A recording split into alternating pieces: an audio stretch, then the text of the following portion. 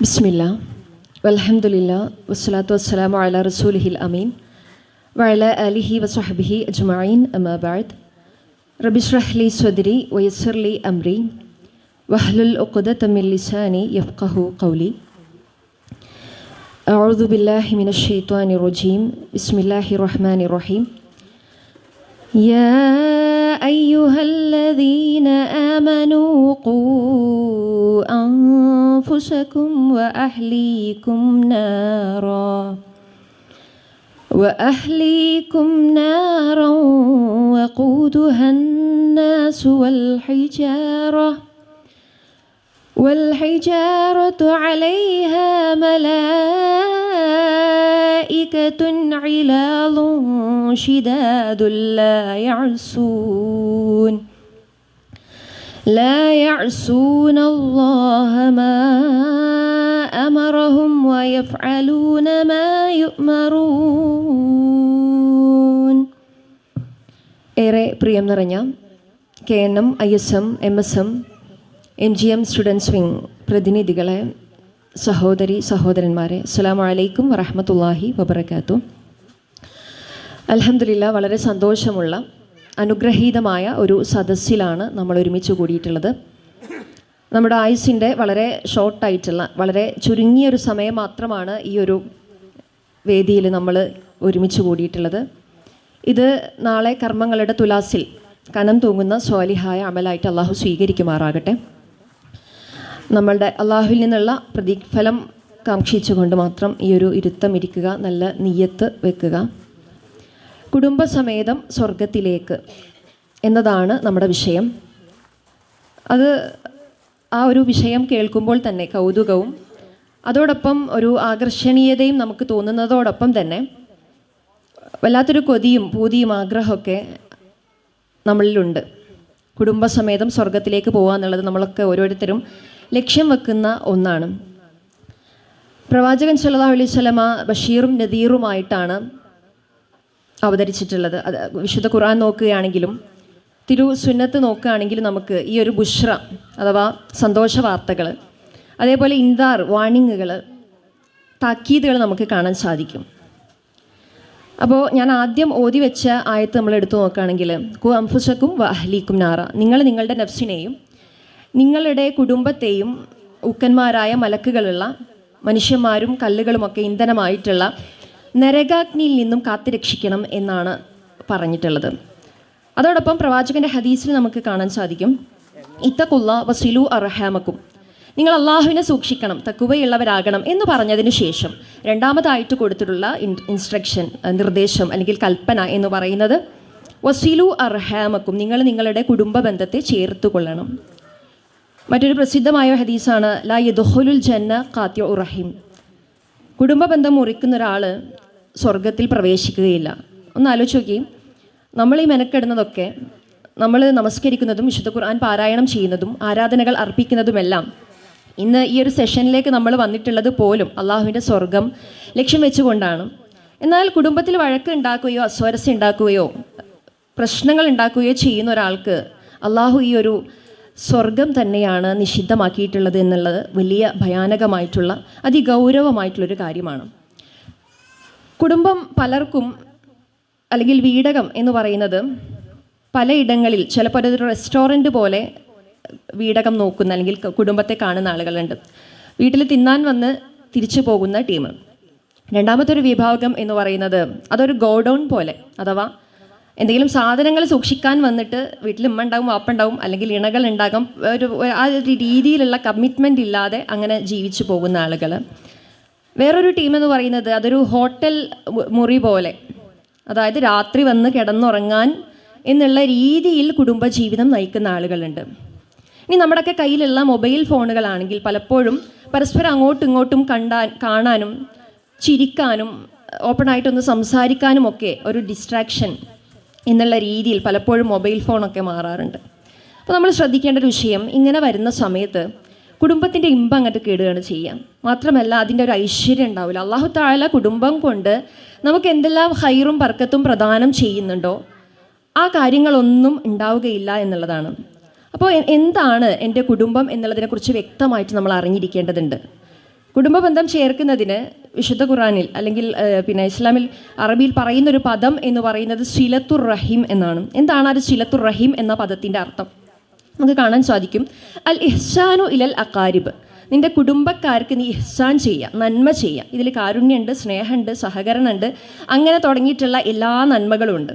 മറ്റൊന്ന് വ തഖ്ദീമുൽ ഖൈറു ലഹും വ ദഫഉ ശർറു അൻഹും, അതായത് അവർക്ക് നമുക്ക് ചെയ്തു കൊടുക്കാൻ പറ്റുന്ന എത്രത്തോളം ഹൈറുണ്ടോ, എത്രത്തോളം നന്മ ഉണ്ടോ, ഇതൊക്കെ അവർക്ക് ചെയ്തു കൊടുക്കുക. മറ്റൊന്ന് അവർക്ക് ഷെറായിട്ടുള്ള തിന്മകളായിട്ട്, അത് ചിലപ്പം ഭൗതികമായിട്ടുള്ളതാകാം, അല്ലെങ്കിൽ മതപരമായിട്ടോ ധാർമ്മികപരമായിട്ടോ ഉള്ള അവരിൽ വന്നു ഭവിക്കാവുന്ന ഷെറുകൾ, തിന്മകളെ പ്രതിരോധിക്കാൻ നമ്മൾ കൂടെ നിൽക്കുക. ഇങ്ങനെ ഒരുപാട് അർത്ഥങ്ങളുണ്ട് ഈ ഒരു സിലത്തുർ റഹീം, ബാധ്യതയാണത് ശരിക്കും എന്ന് പറഞ്ഞാൽ. അപ്പോൾ അള്ളാഹു നമുക്ക് വലിയ തന്നിട്ടുള്ള ഏറ്റവും വലിയ അനുഗ്രഹങ്ങളിൽ ഒന്നാണ് നമ്മുടെ കുടുംബം എന്ന് പറയുന്നത്. കുടുംബത്തിന് ഒരുപാട് നിർവചനങ്ങൾ നമുക്ക് കാണാൻ സാധിക്കും. സാധാരണ നമ്മൾ പറയാറുണ്ട്, കൂടുമ്പോൾ ഇമ്പമുണ്ടാകുന്നതാണ് കുടുംബം എന്ന്. എന്നാൽ കൂടാത്ത സമയത്തും ഞാൻ എൻ്റെ ഫാമിലിയിലേക്ക് പോവുകയാണ് എന്ന് മനസ്സിലേക്ക് ഇങ്ങനെ വരുന്ന സമയത്തും ഈ ഒരു സന്തോഷം, ഈ ഒരു ഇമ്പം നമ്മുടെയൊക്കെ മനസ്സിലുണ്ടാവേണ്ടതുണ്ട്. ഒരു കുട്ടി പിച്ച വെച്ച് നടക്കുന്നത് അതിൻ്റെ കുടുംബത്തോടൊപ്പമാണ്.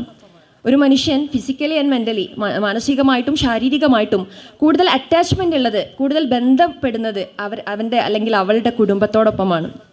ഇതേപോലെ ലോകത്തിൻ്റെ ഏതൊരു കോണിൽ പോയാലും നമ്മളെ വീട്ടിലേക്ക് ആകർഷിപ്പിക്കുന്ന ഒരു കാന്തമാണ് നമ്മുടെ കുടുംബം എന്ന് പറയുന്നത്. അങ്ങനെ ഒരുപാട് കാര്യങ്ങൾ കുടുംബത്തെക്കുറിച്ച് നമുക്ക് കാണാൻ സാധിക്കും. അപ്പോൾ നമ്മുടെയൊക്കെ ഗ്രൂപ്പിൽ, നമ്മുടെയൊക്കെ മൊബൈൽ ഫോണിൽ ഒരുപാട് ഗ്രൂപ്പുകൾ, വാട്സപ്പ് ഗ്രൂപ്പുകളുണ്ട്. നമ്മൾ SSLC ബാച്ച് ഉണ്ടാക്കാം, ഡിഗ്രി ബാച്ച് ഉണ്ടാക്കാം, അതുപോലെ തുടങ്ങി ഇപ്പോൾ സോഷ്യൽ വർക്കേഴ്സ് ആണെങ്കിൽ അങ്ങനെ, അല്ലെങ്കിൽ സഹപ്രവർത്തകരുടേത് അങ്ങനെ, അയൽക്കൂട്ടങ്ങൾ അങ്ങനെ.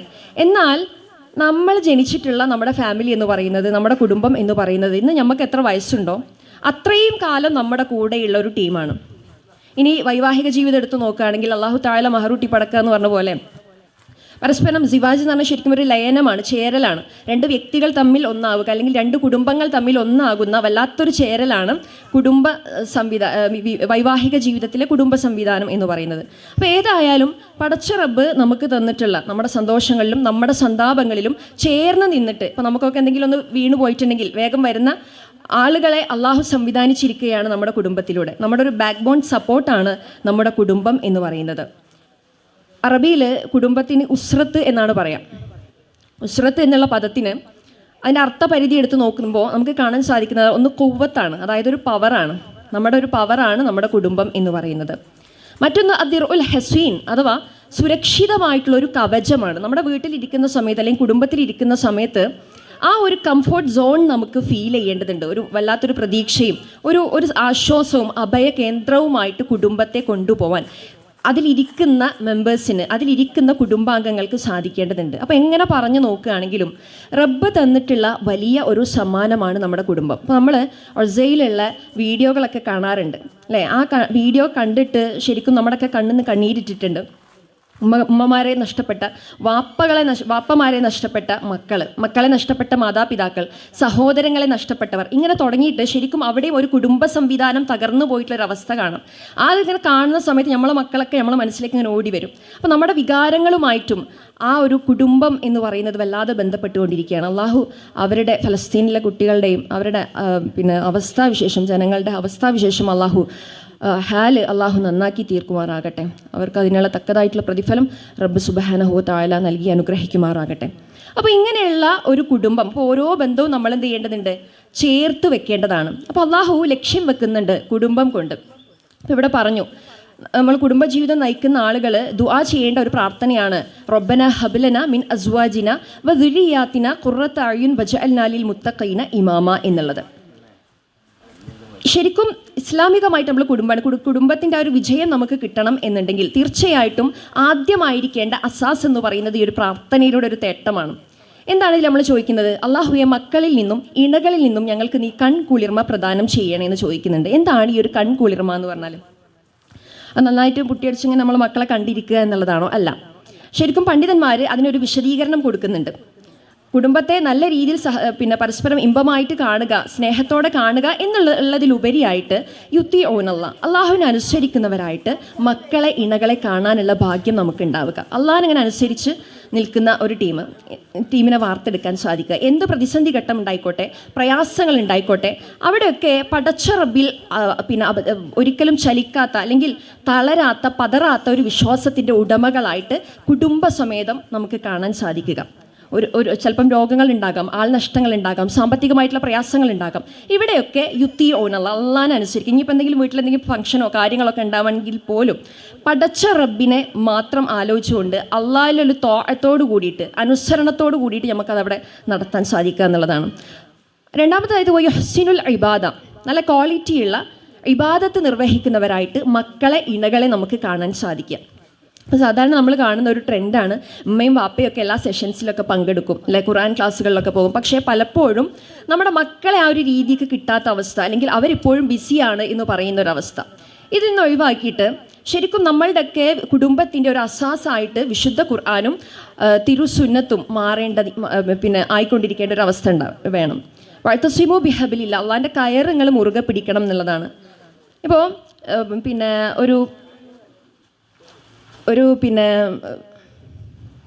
യുഹ്സിനുൽ ഇബാദ എന്നുള്ളിടത്ത് ശരിക്കും അള്ളാഹിനെ നമ്മൾ സഹായിക്കുകയാണെങ്കിൽ അള്ളാഹ് നമ്മളെ സഹായിച്ചു കൊണ്ടേയിരിക്കും എന്നുള്ളതാണ്.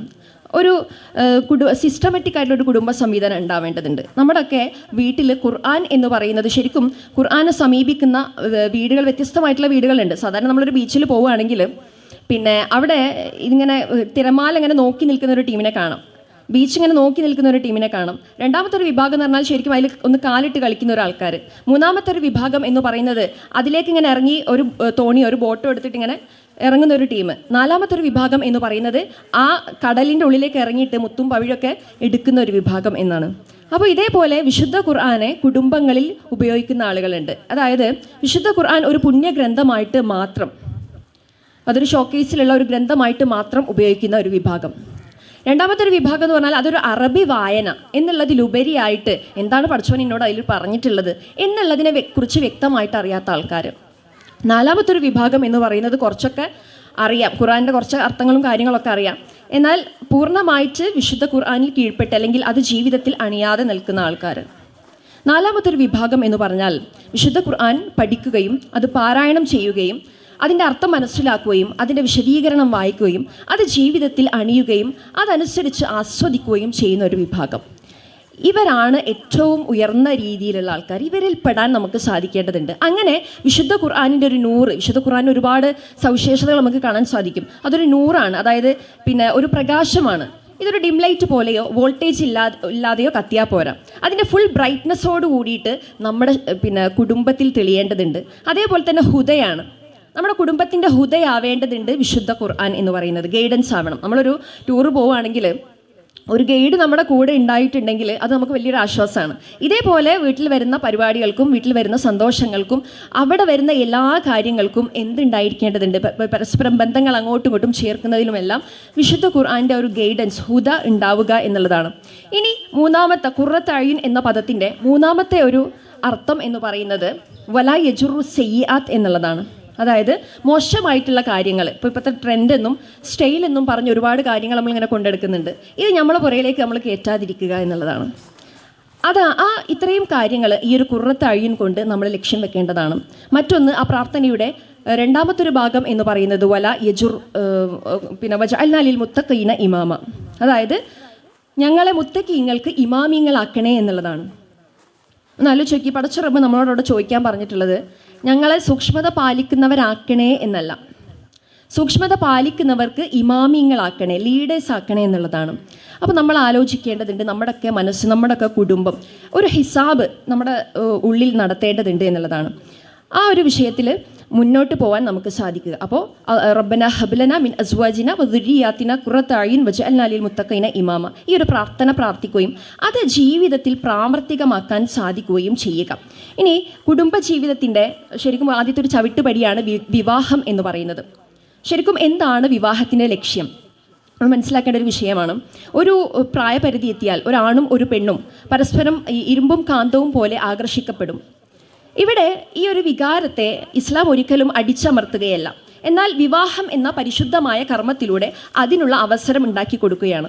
മറ്റൊന്ന് ജീവിത വിശുദ്ധി കാത്തു സൂക്ഷിക്കുക എന്നുള്ളത്. ഇപ്പം മൃഗങ്ങളെ സംബന്ധിച്ചിടത്തോളം അവർക്ക് എങ്ങനെയും ബന്ധപ്പെടാം, രോഗങ്ങളോ അല്ലെങ്കിൽ കുടുംബ തകർച്ചയോ ഇല്ല. എന്നാൽ മനുഷ്യനെ സംബന്ധിച്ചിടത്തോളം ഇണകൾ തമ്മിലല്ല അതെങ്കിൽ അത് തീർച്ചയായിട്ടും അവസാനം ഇതിൻ്റെയൊക്കെ ക്ലൈമാക്സ് എത്തിപ്പെടുക എന്നുള്ളത് നമുക്കൊക്കെ അറിയാം. ഒന്നെങ്കിൽ ഒരു കുടുംബ തകർച്ചയോ അല്ലെങ്കിൽ ഒരു ആത്മഹത്യയോ അല്ലെങ്കിൽ കൊലപാതകമോ ഇങ്ങനെ തുടങ്ങിയിട്ടുള്ള പല കാര്യങ്ങൾ, പല ദുരന്തങ്ങളുമാണ്. മറ്റൊന്ന് നിങ്ങളുടെ കണ്ണിനെ നിയന്ത്രിക്കാൻ കഴിയും. മറ്റൊന്ന് ഗുഹ്യ അവയവം കാത്തു സൂക്ഷിക്കാൻ സാധിക്കും. മഹാനായ ഇബ്നു ഉസൈമീൻ റഹിമഹുള്ള പറഞ്ഞിട്ടുണ്ട്, ഫഅൻത ഇദാ തസവ്വജ്ത ഫതഹല്ലാഹു ലക ബാബ റിസ്ഖ് യകൂൻ റിസ്ഖൻ ലിസൗജതിക് വലൈസ സിവാജ് സബബൻ ലിൽ ഫഖർ. നീ വിവാഹം കഴിക്കുകയാണെങ്കിൽ അള്ളാഹു റിസ്ഖിൻ്റെ വാതിൽ നിനക്ക് തുറന്നു തരും, വിഭവങ്ങളുടെ ഉപജീവനത്തിൻ്റെ വാതിൽ പടച്ചവന് തുറന്നു തരും എന്ന് പറഞ്ഞിട്ടുണ്ട്. അതൊരിക്കലും ഒരു ഫഖറിന് അല്ലെങ്കിൽ ദാരിദ്ര്യത്തിന് കാരണമാവുകയില്ല എന്നുള്ളതാണ്. അതേപോലെ പരസ്പരം കൈമാറാനുള്ള രണ്ട് ഇമോഷൻസ് നമുക്ക് വിശുദ്ധ ഖുർആനിൽ കാണാം. വജഅല ബൈനക്കും മവദ്ദത്തൻ വറഹ്മ. നിങ്ങൾക്കിടയിൽ അവൻ മവദ്ദത്തിനെയും റഹ്മത്തിനെയും ആക്കിയിരിക്കുന്നു. എന്താണ് ഈ ഒരു മവദ്ദത്ത് എന്ന് പറഞ്ഞാൽ? നമുക്കറിയാം, ഹുബ്, സ്നേഹം, അതൊരു സ്വദാക്കത്തോട് കൂടിയിട്ടുള്ളതാവേണ്ടതുണ്ട്, അതായത് ഒരു ഫ്രണ്ട്ഷിപ്പോട് കൂടിയിട്ടുള്ളത്. പ്രവാചകൻ സല്ലല്ലാഹു അലൈഹി വസല്ലമ പറയാറുണ്ട്, ഖദീജ റളിയല്ലാഹുവിനെ കുറിച്ചിട്ട് ഐഷ റളിയല്ലാഹുവിനോട് ഒരിക്കൽ പറഞ്ഞു, ഖദീജയുടെ സ്നേഹം എനിക്ക് സമൃദ്ധമായിട്ട് ലഭിച്ചിട്ടുണ്ട് എന്നുള്ളത്. ഖദീജയുടെ സ്നേഹം എനിക്ക് സമൃദ്ധമായിട്ട് ലഭിച്ചു. ഇതേപോലെ തന്നെ റഹ്മത്ത്, പരസ്പരം അങ്ങോട്ടും ഇങ്ങോട്ടും റഹ്മത്ത് കൈകാര്യം ഷെയർ ചെയ്യാൻ സാധിക്കുക എന്നുള്ളത്. ഒരു മനുഷ്യനെ സംബന്ധിച്ചിടത്തോളം റഹ്മത്ത് എന്ന് പറയുന്നത് അവൻ്റെ ജീവിതത്തിൽ നമ്മളുടെ ചെറുപ്പം മുതലേ നമ്മൾ ആസ്വദിച്ചു വരുന്ന അല്ലെങ്കിൽ പരസ്പരം നുകർന്നും പകർന്നും കൊടുക്കുന്ന ഒരു ഇമോഷനാണ്. ചെറുപ്പത്തിൽ ഒരു മനുഷ്യൻ്റെ കുട്ടി എന്ന് പറയുന്നത് മൃഗത്തിൻ്റെ കുഞ്ഞിനേക്കാൾ അശക്തനാണ്. ഒരു ബെഡിൽ നിന്ന് മറ്റേ ബെഡിലേക്ക് മാറ്റണം എന്നുണ്ടെങ്കിൽ ഉമ്മയോ വാപ്പയോ അല്ലെങ്കിൽ ചുറ്റുമുള്ള കൈകളോ വരേണ്ടതുണ്ട്. ഇതേപോലെ തന്നെ വൈവാഹിക ജീവിതത്തിൽ അള്ളാഹു തആല പറഞ്ഞിട്ടുണ്ട്, വജഅല ബൈനക്കും മവദ്ദത്തൻ വറഹ്മ. നിങ്ങൾക്കിടയിൽ അവൻ സ്നേഹത്തെയും റഹ്മത്തിനെയും ആക്കിയിരിക്കുന്നു. ഇനി നമ്മൾ മാതാപിതാക്കളോട് കാരുണ്യം കാണിക്കാൻ പറഞ്ഞിട്ടുണ്ട്, വഖ്ഫിൽ ലഹുമ ജനാഹ ദുല്ലി മിനർ റഹ്മ. അവിടെയും റബ്ബ് ഈ ഒരു കാരുണ്യത്തെ പ്രതിപാദിച്ചു. അവർക്ക് കാരുണ്യത്തിൻ്റെ ചിറക് നിങ്ങൾ താഴ്ത്തി കൊടുക്കണം. ഇനി അവർക്ക് വേണ്ടിയിട്ടുള്ള പ്രാർത്ഥനയിൽ റബ്ബിർഹംഹുമ കമാ റബ്ബയാനി സ്വൈറ. ചെറുപ്പത്തിൽ അവർ എന്നോട് എങ്ങനെ കാരുണ്യം കാണിച്ചിട്ടുണ്ടോ അതേ രീതിയിൽ അവരോട് നീ കാരുണ്യം കാണിക്കണേ എന്ന് പറഞ്ഞിട്ടുണ്ട്. ഇങ്ങനെ ഈ ഒരു രീതിയിൽ റഹ്മത്ത് എന്നുള്ള ക്വാളിറ്റി നന്നായിട്ട് ഇതിൽ പറഞ്ഞു. ഇനി ഇതേപോലെ ലിതസ്കുനു ഇലേഹ, അവളിലേക്ക് എന്ത് ചെയ്യാൻ വേണ്ടിയിട്ട്? സമാധാനം അടയാൻ വേണ്ടിയിട്ട് എന്നുള്ളതാണ്. നമ്മുടെ പുരയിലുള്ള സമാധാനം അത് നമ്മൾ ഉണ്ടാക്കേണ്ടതാണ്. ഇപ്പോൾ പുറത്ത് വന്നിട്ടുള്ള ഒരാൾ വന്നിട്ട് നമുക്ക് സമാധാനം തരൂല. ഇപ്പോൾ ഒരു സ്ഥാപനം നന്നായിട്ട് വർക്കൗട്ട് ചെയ്ത് പോകണം എന്നുണ്ടെങ്കിൽ അതിലുള്ള എംപ്ലോയീസ്, അതിലുള്ള സഹപ്രവർത്തകർ അവരുടേതായിട്ടുള്ള ബാധ്യതകൾ നിർവഹിക്കേണ്ടതുണ്ട്, അവരുടേതായിട്ടുള്ള ഉത്തരവാദിത്തങ്ങൾ നിർവഹിക്കേണ്ടതുണ്ട്, അവർ തമ്മിലുള്ള പരസ്പര ഡീലിംഗ് നന്നാവേണ്ടതുണ്ട്. ഇതേപോലെ തന്നെ അറിഞ്ഞുകൊണ്ടും ആ ഒരു ബോധ്യത്തോടു കൂടിയിട്ടായിരിക്കേണ്ടതുണ്ട് പരസ്പരം അങ്ങോട്ടും ഇങ്ങോട്ടും സമാധാനം കൊടുക്കാൻ സാധിക്കുക. ഇപ്പോൾ ഒരു പുരയിൽ പുറത്തു പോകുന്ന ഒരു പുരുഷൻ എന്ന് പറയുന്നത് ഒരു പക്ഷേ വർക്ക് ലോഡായിട്ടായിരിക്കും പുരയിലേക്ക് കടന്നു വരിക. ഇവിടെ നമ്മളെ വക ഒരു ലോഡും കൂടി കൊടുക്കുക എന്നുള്ളതല്ല, അത് ഇറക്കി വെക്കാനുള്ളൊരു ഷെൽട്ടറായിട്ട് വീട്ടിലുള്ള ഇണകൾക്ക് സാധിക്കേണ്ടതുണ്ട്. ഇതേപോലെ തന്നെ ഒരു പെണ്ണിനെ സംബന്ധിച്ചിടത്തോളം പറയുകയാണെങ്കിൽ അവളെ സംബന്ധിച്ചിടത്തോളം വീട്ടിലുള്ള കുട്ടികളെ നോക്കിയിട്ടും അതേപോലെ വീട്ടു ജോലികൾക്കൊക്കെ ഇടയിലുള്ള സ്ട്രെസ്സും കാര്യങ്ങളൊക്കെ അവളെ സംബന്ധിച്ചിടത്തോളം അവൾക്കും ഉണ്ടായിരിക്കാം. ഇവിടെ ഒരു റിലാക്സ് ആയിട്ട്, ഇവിടെ ഒരു ഷെൽട്ടറായിട്ട് പുറത്തു വരുന്ന ഇണക്ക് കൊടുക്കാൻ സാധിക്കേണ്ടതുണ്ട് എന്നുള്ളതാണ്. അപ്പോൾ ഈ ഒരു രീതിയിൽ ഒരു സമാധാനത്തിൻ്റെ, മവദ്ദത്തിൻ്റെ, റഹ്മത്തിൻ്റെ ജീവിതം, വൈവാഹിക ജീവിതം ഇണകൾ തമ്മിൽ കൊടുക്കാൻ സാധിക്കുക. ഒരു പുരുഷനെ സംബന്ധിച്ചിടത്തോളം പറഞ്ഞിട്ടുള്ളത്, ഏറ്റവും നല്ല മാന്യൻ, ഉത്തമൻ എന്ന് പറയുന്നത് ഒരിക്കലും പുറത്തു പോയിട്ട് സഹപ്രവർത്തകരോടോ അല്ലെങ്കിൽ ഒരു രാഷ്ട്രീയ മേഖലയിലോ സമൂഹത്തിലോ നന്നായിട്ട് പെരുമാറുന്നവൻ എന്നല്ല, സ്വന്തം വീട്ടിലുള്ള വീട്ടുകാരിയോട്, കുടുംബത്തോട് ഏറ്റവും നന്നായിട്ട് പെരുമാറുന്നവൻ ആരോ അവനാണ് ഏറ്റവും നല്ല ഉത്തമൻ, മാന്യൻ എന്ന് പറയുന്നത്. ഇതേപോലെ ഒരു പെണ്ണിനെ സംബന്ധിച്ചിടത്തോളം 5 വക്ത് നമസ്കരിക്കുകയും ആരാധനകൾ അർപ്പിക്കുകയും ഭർത്താവിനെ അനുസരിക്കുകയും ചെയ്യുന്ന ഒരാൾക്ക് അല്ലാഹു തആല ഒരു പെണ്ണിനെ ഓഫർ ചെയ്തിട്ടുള്ളത് സ്വർഗമാണ്. പരസ്പരം അങ്ങോട്ടും ഇങ്ങോട്ടും തൃപ്തിപ്പെട്ടിട്ടുണ്ടെങ്കിൽ സ്വർഗത്തിൻ്റെ ഏത് വാതിലിലൂടെയും കടക്കാനുള്ള പെർമിഷൻ നമുക്ക് കിട്ടും. അപ്പോൾ നമ്മൾ ഈ നയിക്കുന്ന ഓരോ ജീവിതം, ഇപ്പം നമ്മുടെ കയ്യിൽ നമ്മുടെ മക്കളുണ്ട്, ഇണകളുണ്ട്, മാതാപിതാക്കളുണ്ട്. ഇവരുടെ വാല്യൂ അനുസരിച്ച് ഇവർക്ക് ക്വാളിറ്റി ടൈം കൊടുത്തുകൊണ്ട് ജീവിക്കാൻ സാധിക്കേണ്ടതുണ്ട്. സാധാരണ നമ്മൾ പറയാറുണ്ട്, കണ്ണുള്ള സമയത്ത് കണ്ണിൻ്റെ കാഴ്ച അറിയില്ല എന്നുള്ളത്. എന്നാൽ വിശ്വാസികളെ സംബന്ധിച്ചിടത്തോളം കണ്ണുള്ളപ്പോഴും കണ്ണിൻ്റെ കാഴ്ച അറിയുന്നു. ഇപ്പോൾ ഉപ്പൻ്റെ കൂടെ ഉണ്ട്, ഉമ്മൻ്റെ കൂടെ ഉണ്ട്. അപ്പോൾ അതനുസരിച്ചിട്ട് അവരുടെ വാല്യൂ മനസ്സിലാക്കിക്കൊണ്ട്, അവരുടെ മൂല്യം മനസ്സിലാക്കിക്കൊണ്ട് ജീവിക്കാൻ നമുക്ക് സാധിക്കേണ്ടതുണ്ട്. ഇതാണ് ഇസ്ലാമിലെ മഹത്തായ ഒരു വിവാഹ സംവിധാനം.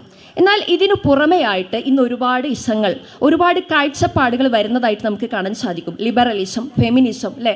ഫെമിനിസത്തിലൊക്കെ ഒരുപാട് അപകടകരമായിട്ടുള്ള സിദ്ധാന്തങ്ങൾ, അപകടകരമായിട്ടുള്ള വാദങ്ങൾ വരുന്നുണ്ട്.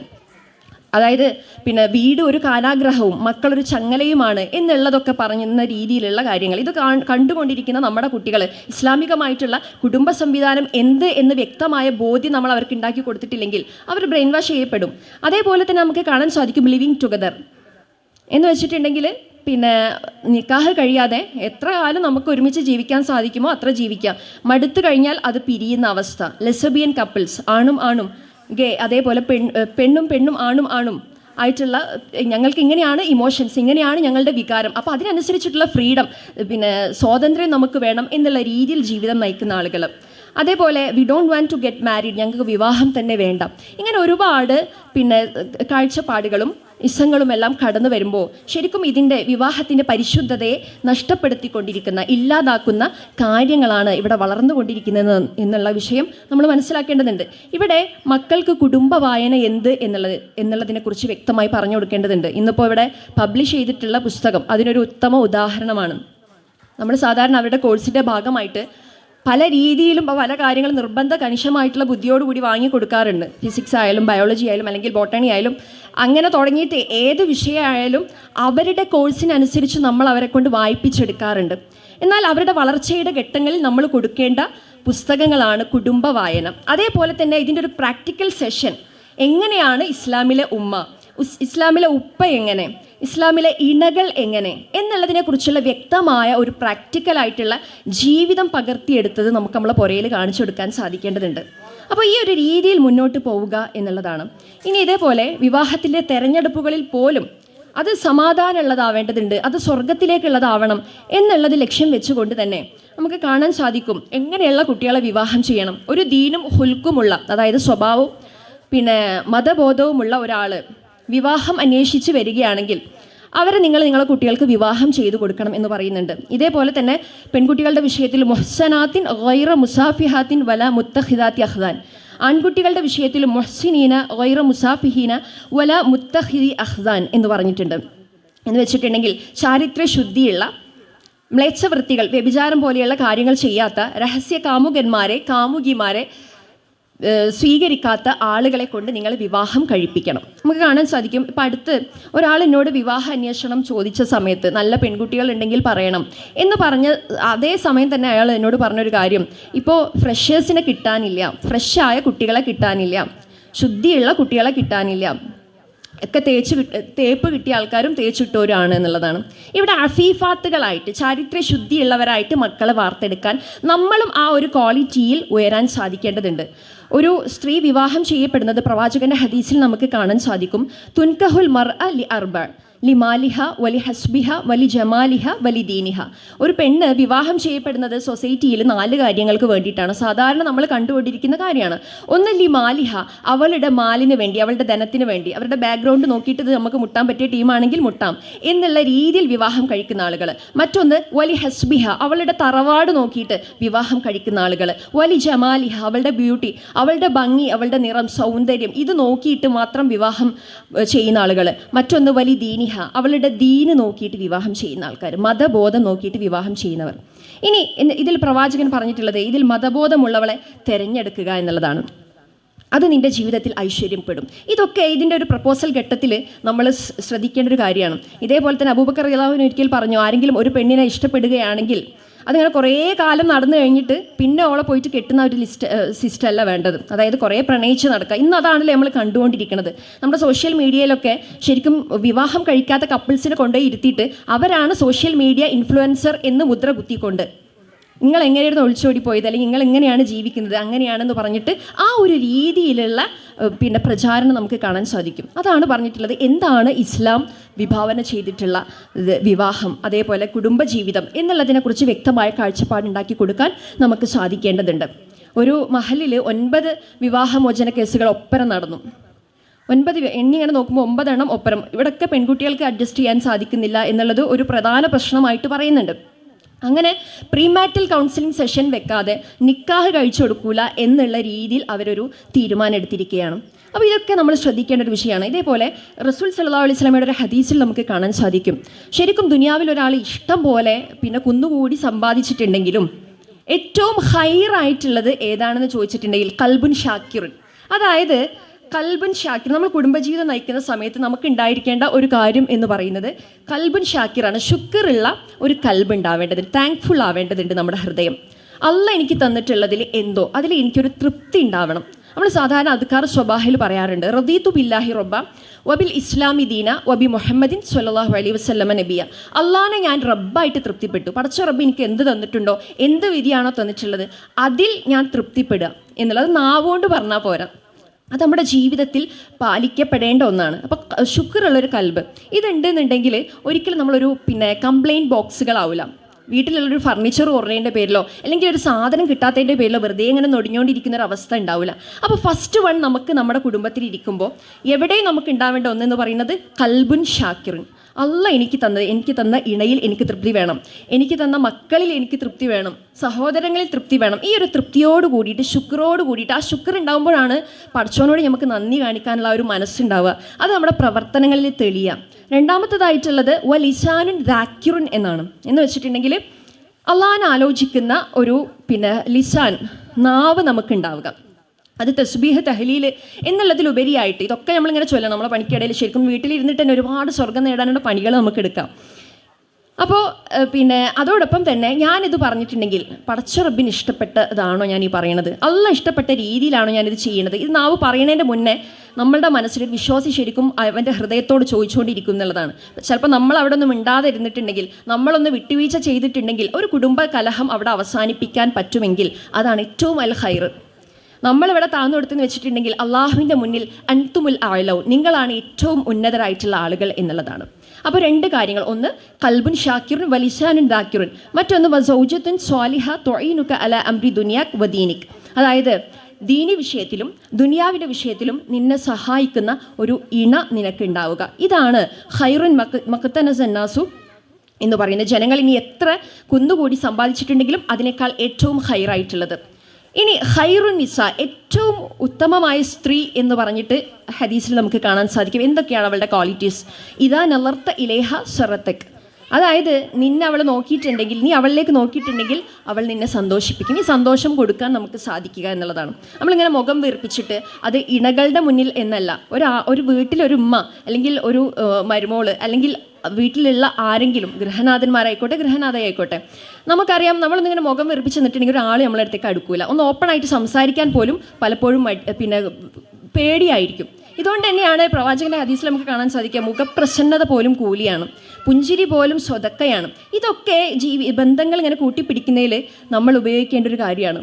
ഇനി ഇത് അമറത്തഹ അത്വാഅതുക്, അതായത് അവളോട് നീ കൽപ്പിച്ചിട്ടുണ്ടെങ്കിൽ അവൾ നിന്നെ അനുസരിക്കും. ഇദാ ഇബ്ത അൻഹ ഹഫിളതുക് ഫി മാലിക വ നഫ്സിഹ, നീ അപ്രത്യക്ഷയായിട്ടുണ്ടെങ്കിൽ, നീ പുറത്തു പോയിട്ടുണ്ടെങ്കിൽ അവൾ നിൻ്റെ ധനവും അതേപോലെ തന്നെ അവളുടെ അഭിമാനവും കാത്തു രക്ഷിക്കും എന്നുള്ളതാണ്. ഇനി പറഞ്ഞിട്ടുള്ളൊരു കാര്യം, ഹുന്ന ലിബാസുല്ലക്കും വ അൻതും ലിബാസുല്ലഹുന്ന, അവർ നിങ്ങൾക്കും നിങ്ങൾ അവർക്കും എന്താണ്? വസ്ത്രങ്ങളാണ്, പരസ്പരം വസ്ത്രങ്ങളാണ് എന്ന് പറയുന്നുണ്ട്.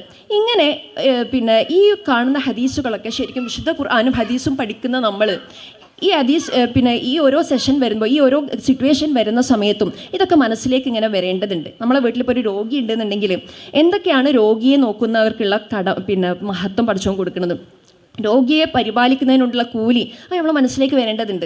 ഒരു ഗ്ലാസ് പച്ചവെള്ളം നമ്മളൊരാൾക്ക് കൊടുക്കുമ്പോൾ പോലും നല്ല നീയത്ത് വെച്ച് പോകുമ്പോൾ ശരിക്കും അതൊരു ആസ്വദിച്ചുകൊണ്ട് നമുക്ക് ചെയ്യാൻ സാധിക്കും എന്നുള്ളതാണ്.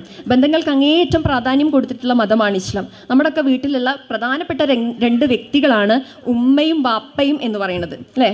വഖളാ റബ്ബുക അല്ലാ തഅ്ബുദു ഇല്ലാ ഇയ്യാഹു വബിൽ വാലിദൈനി ഇഹ്സാന, അള്ളാഹുവിനെ ആരാധിക്കണം, അള്ളാഹിനെ മാത്രമേ ആരാധിക്കാവൂ എന്ന് പറഞ്ഞതിന് ശേഷം വളരെ പ്രധാനപ്പെട്ടതായിട്ട് രണ്ടാമത്തെ ഒരു പോയിൻ്റായിട്ട് പറഞ്ഞിട്ടുള്ളൊരു കാര്യമാണ് മാതാപിതാക്കൾക്ക് ഇഹ്സാൻ ചെയ്യുക എന്നുള്ളത്, നന്മ ചെയ്യുക എന്നുള്ളത്. ഇപ്പോൾ ശരിക്കും നമുക്ക് ഒരു ഉമ്മനും വാപ്പനും കിട്ടിയിട്ടുണ്ടെന്നുണ്ടെങ്കിൽ അതുകൊണ്ട് സ്വർഗം നേടാനുള്ള മനസ്സാണ് നമുക്ക് ഉണ്ടാവേണ്ടത്.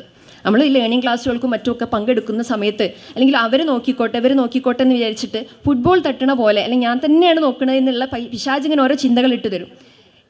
ഇവിടെ എനിക്ക് കൂലി വാങ്ങണം എന്നുള്ള രീതിയിൽ ഒരു ടീം വർക്കായിട്ട്, എത്ര മക്കളുണ്ടെങ്കിലും അതൊരു ടീം വർക്കായിട്ട് ചെയ്യുമ്പോൾ അതിനനുസരിച്ചിട്ടുള്ള കൂലിയും അത് ആസ്വദിച്ച് ചെയ്യാനുള്ള തൗഫീക്കും അള്ളാഹു തആല നൽകും എന്നുള്ളതാണ്. ഇതേപോലെ തന്നെ ഉമ്മ എന്ന് പറയുന്നത്, ഉപ്പയിൽ നമ്മൾ നോക്കുകയാണെങ്കിൽ ഉമ്മക്ക് ഒരുപാട് പ്രാധാന്യമുണ്ട്.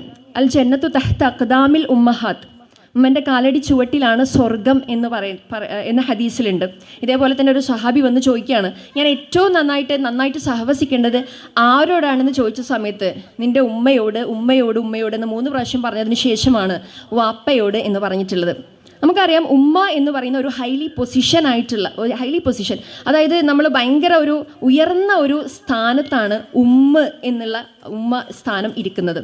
ഉമ്മ എന്നുള്ള പദത്തിനർത്ഥം മർമ്മം, മാതാവ്, മൂലം, കേന്ദ്രം എന്ന് തുടങ്ങിയിട്ടുള്ള പല അർത്ഥങ്ങളുണ്ട്. ശരിക്കും ഒരുപാട് ആപ്ലിക്കേഷൻസ് ഇന്ന് എത്തിപ്പെടുന്നത് ഉമ്മയിലാണ്.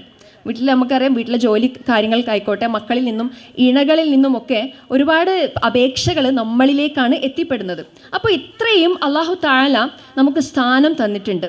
ഇതേപോലെ തന്നെ വാപ്പയെ സംബന്ധിച്ചിടത്തോളം പറയുകയാണെങ്കിൽ അൽ വാലിദു ഔസത്തു അബുവാബൽ ജന്ന ഫഇൻ ശിഅത ഫഹാഫിൽ അലാ ബാബ് ഔ ലൊയ്യ്.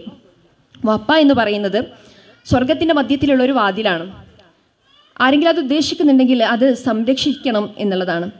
അപ്പോൾ ഈ ഒരു രീതിയിൽ ഉമ്മയും വാപ്പയും എത്രത്തോളം ഖിദ്മത്ത് നമുക്ക് ചെയ്യാൻ പറ്റുമോ, എത്രത്തോളം സേവനം അവർക്ക് ചെയ്യാൻ പറ്റുമോ, അതുകൊണ്ട് ജീവിതം ധന്യമാക്കാൻ സാധിക്കേണ്ടതുണ്ട്. അവൈലബിൾ ആവണം അവർക്ക്. നമുക്ക് ചിലപ്പം എപ്പോഴും പോയി കൊടുക്കാൻ കഴിഞ്ഞിട്ടില്ലെങ്കിലും ഫോൺ കോൾ കൊണ്ടോ അല്ലെങ്കിൽ കഴിയുന്ന രീതിയിൽ പോയിക്കൊണ്ടും ഒക്കെ നമ്മൾ ചെയ്യാൻ സാധിക്കുന്ന കാര്യങ്ങൾ നമ്മുടെ മനസ്സുണ്ടെങ്കിൽ പടച്ച റബ്ബ് അതിനുള്ള വഴികൾ നമുക്ക് തുറന്ന് കാണിച്ചു തരും എന്നുള്ളതാണ്. ഇനി നമ്മളെ മക്കളിലേക്ക് വരാം. അപ്പോൾ നിങ്ങളോടൊക്കെ ചോദിക്കുകയാണ്, നമ്മളെ മക്കൾ ആരാണെന്ന് ചോദിച്ചിട്ടുണ്ടെങ്കിൽ നമുക്കത് ഇവിടെ വന്ന് പറഞ്ഞിട്ടില്ലെങ്കിലും നോ വേർഡ്സ്, നമുക്ക് വാക്കുകളില്ല നമ്മളെ കുട്ടികളെ കുറിച്ച് പറയുകയാണെങ്കിൽ, അല്ലേ? ഹദിയത്തിൻ മിനല്ലാഹ്, പടച്ച റബ്ബിൽ നിന്നുള്ളൊരു സമ്മാനമാണ് നമ്മുടെ കുട്ടികൾ. നിഅമത്താണ്, അല്ലാഹു തആല തന്നിട്ടുള്ള വലിയൊരു അനുഗ്രഹമാണ് നമ്മുടെ കുട്ടികൾ എന്ന് പറയുന്നത്. ഇതേപോലെ തന്നെ വിശുദ്ധ ഖുർആനിൽ പറഞ്ഞിട്ടുള്ളൊരു പദമാണ് സീനത്താണ്, നമ്മുടെ ജീവിതത്തിൻ്റെ ഒരു അലങ്കാരമാണ് നമ്മളെ കുട്ടികൾ. ഇനിയോ അമാനത്താണ്, അല്ലാഹു തആല നമ്മളെ വിശ്വസിച്ച് ഏൽപ്പിച്ചിട്ടുള്ളൊരു കാര്യമാണ് മക്കൾ. ഫിത്നയാണ്, പരീക്ഷണമാണ്.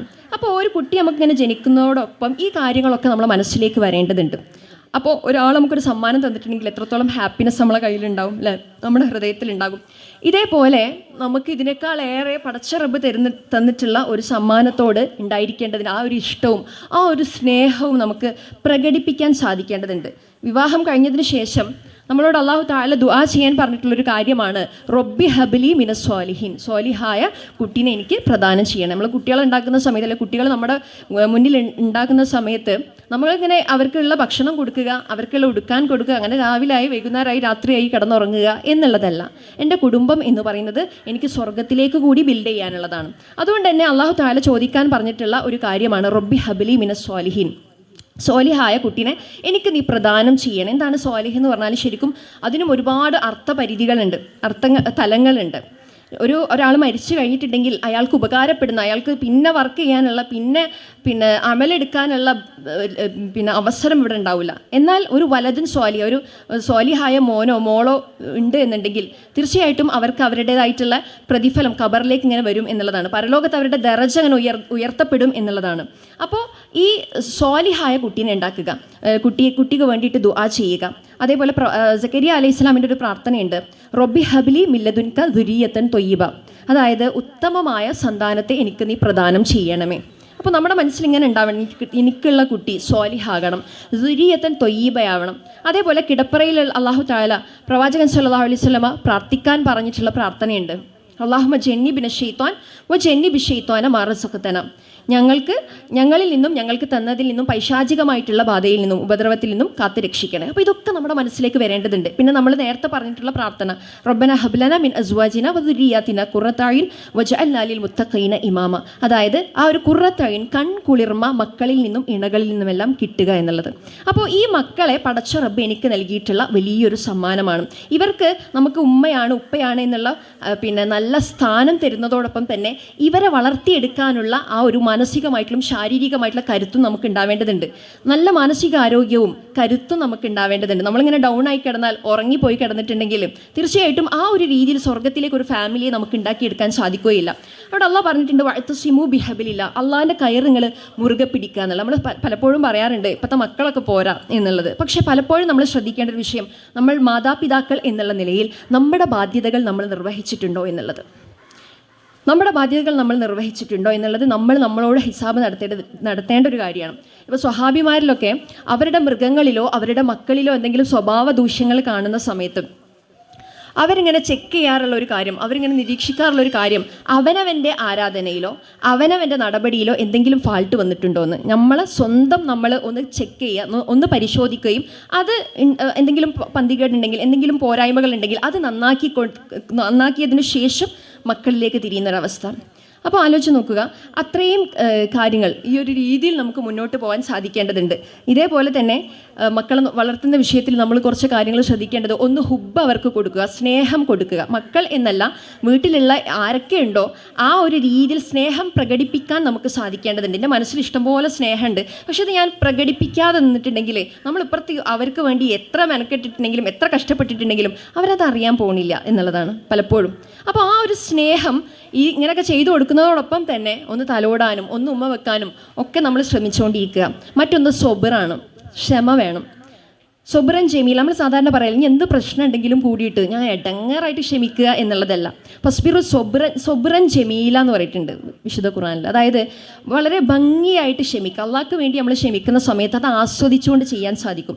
ചിലപ്പോൾ നമ്മളെ കുട്ടികളെന്ന് പറയുന്നത് പല രീതിയിൽ നമ്മളെ കഷ്ടപ്പെടുത്താം, അല്ലെങ്കിൽ നമ്മുടെ ദേഷ്യത്തിൻ്റെ അളവ് അവരൊന്ന് അളന്ന് നോക്കാൻ സാധ്യതയുണ്ട്. അപ്പോൾ ഒരു കുട്ടി ഉണ്ടാവുന്ന സമയത്ത് നമ്മൾ കുറച്ച് കാര്യങ്ങൾ പഠിക്കും, 2 കുട്ടികളുണ്ടാകുന്ന സമയത്ത് വേറെയും കുറച്ച് കാര്യങ്ങൾ പഠിക്കും, 3 കുട്ടികളുണ്ടാകുമ്പോൾ അതിനനുസരിച്ചിട്ട്. അങ്ങനെ ഇത് ശരിക്കും ഒരു റിസർച്ച് ഫീൽഡാണ്. ഒരുപാട് കാര്യങ്ങൾ നമ്മൾ ഇതിൽ തന്നെ പഠിച്ചെടുക്കുന്നുണ്ട്. നമ്മൾ മനസ്സിലാക്കേണ്ട ഒരു വിഷയം, നമ്മുടെ കുട്ടികൾ നമ്മുടെ അത്ര ജീവിതത്തിൽ എക്സ്പീരിയൻസ് ആയിട്ടുള്ള കുട്ടികളല്ല. അപ്പം നമുക്കറിയാം നല്ലത് ഇതാണ്, ഷെർ ഇതാണ്, ഹൈർ ഇതാണ്. അവരുടെ വളർച്ചക്കനുസരിച്ചിട്ടുള്ള സൈക്കോളജി അവർക്കുണ്ടാകും. ഇത് മനസ്സിലാക്കുന്ന രീതിയിൽ സൈക്കോളജിക്കലായിട്ടും പ്രവാചകൻ്റെ തെർബിയത്ത് എന്തായിരുന്നു, ഇസ്ലാമിലെ ഉമ്മയാര് ഉപ്പയാര്, ഇങ്ങനെയുള്ള വിഷയങ്ങൾ കൂടി മനസ്സിലാക്കിയിട്ട് വേണം നമ്മൾ നമ്മുടെ തെർബിയത്ത് നടത്തേണ്ടത്. ഇതേപോലെ അതിൽ കൊടുക്കാൻ സാധിക്കുക. അതിൽ ഞാനിപ്പോൾ ഒരു കുടുംബത്തിൻ്റെ നാഥയാണെങ്കിൽ അല്ലെങ്കിൽ ഉമ്മയാണെങ്കിൽ നമ്മൾ ശ്രദ്ധിക്കേണ്ട ഒരു വിഷയം അതിലോടുകൂടി കൊണ്ടുപോകാൻ, അതായത് നീതിയോട് കൂടിയിട്ട് കൊണ്ടുപോകാൻ സാധിക്കുക. ശരിക്കും ഒരു ഉമ്മക്ക് തന്നെ വ്യത്യസ്ത രീതിയിലുള്ള കഴിവുകളുള്ള മക്കളുണ്ടാകാം, വ്യത്യസ്ത രൂപത്തിലുള്ള മക്കളുണ്ടാകാം. ഇവർക്കിടയിൽ നമ്മൾ ചെറിയ കുട്ടികൾ, വലിയ കുട്ടികൾ ഉണ്ടാകാം.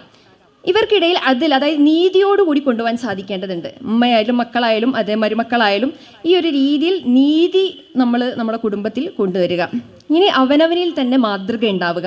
അതേപോലെ കൗലൻ ഹസന, നല്ല സംസാരം ഇതുണ്ടാവേണ്ടതുണ്ട്. നമ്മൾ ചിലപ്പോൾ ഒരു നല്ല കാര്യമായിരിക്കും പറയാം, പക്ഷേ നമ്മൾ പറയുന്നതിന് ട്യൂൺ അനുസരിച്ചിട്ടായിരിക്കും എന്ത് ചെയ്യുക, അത് ചിലപ്പോൾ അതിൽ നല്ല നന്മയൊക്കെ ഉണ്ടാകും, പക്ഷെ അത് സ്വീകരിക്കാൻ ഒരു പ്രയാസം ഉണ്ടാകാം.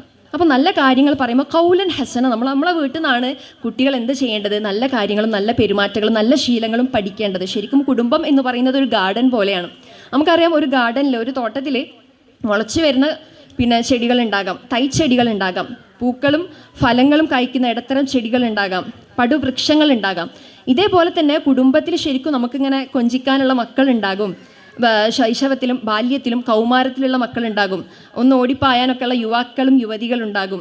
പ്രായത്തിൻ്റെയും അതേപോലെ തന്നെ പരിചയത്തിൻ്റെയും അടിസ്ഥാനത്തിൽ നമുക്ക് ഉപദേശം നൽകുന്ന, നമുക്ക് ഗൈഡൻസ് നൽകുന്ന, നമുക്ക് വേണ്ടി ആത്മാർത്ഥമായിട്ട് പ്രാർത്ഥിക്കുന്ന അമ്മമാർ, വാപ്പമാർ, വല്യമ്മമാരൊക്കെ ഉണ്ടാകും. ഇതെന്നൊക്കെ പറയുന്നത് ശരിക്കും ഒരു പൂവാടിയാണ്. ഇവിടെ ഏറ്റവും നന്നായിട്ട് നമ്മൾ ഏറ്റെടുത്തിട്ടുള്ള സ്ഥാനം, ഇത് ഭംഗിയായിട്ട് അലങ്കരിക്കാൻ നമുക്ക് സാധിക്കുക. അപ്പോൾ പ്രശ്നങ്ങളില്ലാതെ ഇങ്ങനെ സോൾവായിട്ട് പോയി അതിങ്ങനെ സോഫ്റ്റായിട്ട് പോകുന്നതായിട്ട് നമുക്ക് കാണാൻ സാധിക്കും. നമ്മൾ ഏതൊരു സ്ഥാനമാണോ അലങ്കരിക്കുന്നത് അത് ഭംഗിയായിട്ട് അലങ്കരിക്കാൻ സാധിക്കുക. ഒരാളെ കൊണ്ടും നമ്മൾ ഇടങ്ങേറുണ്ടാക്കുന്നൊരവസ്ഥ ഉണ്ടാവരുത്. എല്ലാവർക്കും യുസർ ഉണ്ടാക്കി കൊടുക്കുക, അതായത് എളുപ്പമുണ്ടാക്കി കൊടുക്കുക. ഞാനൊരു മനസ്സിലായി നിർത്താൻ ഞാനൊരു കുടുംബത്തിൻ്റെ ഒരു കടി ഞാൻ പിടിക്കുകയാണെന്ന് വെച്ചിട്ട് ഞാൻ അവിടെ ടൈറ്റാക്കി പിടിക്കരുത്. അവിടെ എന്ത് ചെയ്ത് കൊടുക്കാൻ സാധിക്കേണ്ടതുണ്ട്? യുസ്ർ, എളുപ്പം ഉണ്ടാക്കി കൊടുക്കേണ്ടതുണ്ട്. ഈ ഒരു രീതിയിൽ മുന്നോട്ട് പോകാൻ സാധിക്കുക. ഇനി കഴിഞ്ഞു പോയ കുറച്ച് കാര്യങ്ങളുണ്ടാകും, ഓളിനോട് അത് ചെയ്ത്, അത് ഇന്നും മനസ്സിലിങ്ങനെ വെച്ചിട്ട് നടക്കേണ്ട ആൾക്കാരല്ല നമ്മൾ. അത് വിട്ടുകൊടുക്കാൻ നമുക്ക് സാധിക്കേണ്ടതുണ്ട്. അത്രയും നമ്മൾ അള്ളാഹുവിനോട് ഇസ്തിഗ്ഫാർ നടത്തുന്നില്ലേ? നമ്മൾ ചെയ്തിട്ടുള്ള തെറ്റുകൾ അള്ളാഹു തആല പുറത്തു തരണം എന്നുള്ള രീതിയിൽ നമ്മൾ അള്ളാഹിനോട് ചോദിക്കുന്നുണ്ട്. അപ്പോൾ ബാക്കിയുള്ളവർ നമ്മളോട് ചെയ്തിട്ടുള്ള കാര്യങ്ങൾ ഇന്നും മനസ്സിലിങ്ങനെ വെച്ചിട്ട് അതിങ്ങനെ ഊതി വീർപ്പിച്ച് അതനുസരിച്ചിട്ടുള്ള പെരുമാറ്റമല്ല, അത് വിട്ടുകൊടുക്കാൻ, അങ്ങനെ മനസ്സിനെ സംശുദ്ധമായിക്കൊണ്ട് ബന്ധങ്ങളിൽ വിള്ളലില്ലാതെ കളങ്കമില്ലാതെ പിന്നെ വളരെ നല്ല രീതിയിൽ നിഷ്കളങ്കമായിട്ട് കൊണ്ടുപോകാനുള്ള എല്ലാ തൗഫീക്കിനും വേണ്ടിയിട്ട് നമ്മൾ ദുആ ചെയ്തുകൊണ്ടിരിക്കുക. ന്യൂനതകൾ മറച്ചു വെക്കുക. ചിലപ്പോൾ സ്വഭാവ വൈകല്യങ്ങളുള്ള ആളുകളുടെ കൂടെ ചിലപ്പം ജീവിക്കേണ്ടി വരാം. ഇവിടെയൊക്കെ വിശുദ്ധ ഖുർആനും ഹദീസും പഠിക്കുമ്പോൾ അതിൻ്റേതായിട്ടുള്ള ആ ഒരു മികവ് പുലർത്താൻ നമുക്ക് സാധിക്കും. അതാണ് ഒരു ഇസ്ലാമിക കുടുംബം എന്ന് പറഞ്ഞാൽ. ഒന്നും കൂടെ ഈ ഉള്ള ജീവിതം ഒന്ന് സിസ്റ്റമാറ്റിക് ആയിട്ട്, ഒന്ന് ലക്ഷ്യബോധത്തോടു കൂടി സ്വർഗത്തിന് വേണ്ടി നമ്മൾ ജീവിച്ച് കഴിയുമ്പോൾ തീർച്ചയായിട്ടും അതിൻ്റെ ഇടയിൽ വരുന്ന പ്രയാസങ്ങളൊക്കെ നമുക്കിങ്ങനെ പുഷ്പം പോലെ അതിങ്ങനെ എടുത്തു മാറ്റാൻ സാധിക്കും എന്നുള്ളതാണ്. ശുദ്ധ ഖുർആനിൽ അള്ളാഹിൻ്റെ ഒരു ചോദ്യമുണ്ട്, ഖുൽ ഹൽ യസ്തവില്ലദീന യഅലമൂന വല്ലദീന ലാ യഅലമൂൻ, അറിവുള്ളവരും അറിവില്ലാത്തവരും സമമാകുമോ എന്നുള്ളത്. അപ്പോൾ തോന്നിയ പോലെ ജീവിച്ചിട്ടുണ്ടെങ്കിൽ തീർച്ചയായിട്ടും നമുക്ക് ഈ ഒരു രീതിയിൽ സ്വർഗം നേടാൻ സാധിക്കൂല. യൗമ യഫിറുൽ മർഉ മിൻ അഖി വ ഉമ്മിഹി വ അബിഹി വ സ്വഹിബതിഹി വ ബനിഹി. ഉമ്മയും വാപ്പയും ഇണകളുമൊക്കെ അന്നത്തെ ഒരു ദിവസം പോകും. എല്ലാവർക്കും യാ നഫ്സി എന്നുള്ള കാര്യമായിരിക്കും. തോന്നിയ പോലെ ജീവിച്ചാൽ നമുക്ക് വരാൻ പോകുന്ന ഗതിയാണ്. എന്നാൽ നല്ല രീതിയിൽ ജീവിച്ച് എൻ്റെ കുടുംബം എൻ്റെ കൂടെ സ്വർഗത്തിൽ ഉണ്ടാകണം എന്നുള്ള വളരെ കണിശമായിട്ടുള്ള ആഴത്തിലുള്ള ഒരു ആഴുണ്ടാവണം ആ ആഗ്രഹത്തിന്. ആ ആഴത്തിലുള്ള ആഗ്രഹം ഉണ്ടാകുമ്പോൾ അതിനനുസരിച്ചിട്ടുള്ള പ്രവർത്തനം ഉണ്ടാകും. ഒരു ബൈ ചാൻസിൽ സ്വർഗം കിട്ടുക, അല്ലെങ്കിൽ കിട്ടിയാൽ കിട്ടി എന്ന മനോഗതിയല്ല നമുക്ക് വേണ്ടത്. എനിക്ക് സ്വർഗം നിർബന്ധമായിട്ടും കിട്ടണം എന്ന കണിശ ബുദ്ധിയോട് കൂടിയിട്ട് പ്രവർത്തിക്കുക. ഇൻഷാ അല്ലാഹ് അല്ലാഹു തആല അതിനുള്ള എല്ലാവിധ തൗഫീക്കും നമുക്ക് നൽകി അനുഗ്രഹിക്കുമാറാകട്ടെ. നമ്മുടെ ഈ ഒരു ഒത്തുകൂടൽ അല്ലാഹു തആല അതിനുള്ള തക്കതായിട്ടുള്ള പ്രതിഫലം നൽകി അനുഗ്രഹിക്കുമാറാകട്ടെ. വആഖിറു ദഅ്വാനാ അനിൽ ഹംദുലില്ലാഹി റബ്ബിൽ ആലമീൻ. അസ്സലാമു അലൈക്കും വറഹ്മത്തുള്ളാഹി വബറകാതുഹു.